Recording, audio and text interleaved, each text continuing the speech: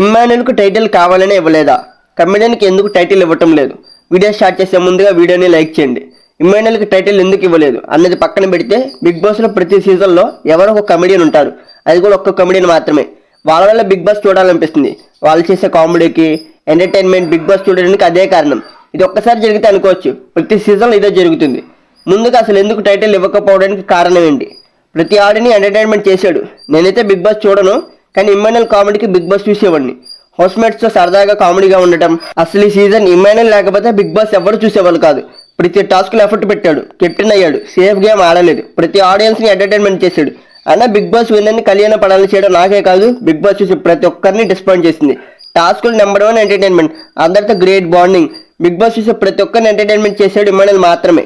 ఇంకా big boss show ఇలానే చేస్తే మాత్రం చివరికి బిగ్ బాస్ చూసే వాళ్ళకి కూడా డిస్పాయింట్ అనిపిస్తుంది. ఇంకా టైటిల్ విన్ అయిన కళ్యాణ పడాలకి ఎంత అమౌంట్ వచ్చిందో మాట్లాడుకుందాం.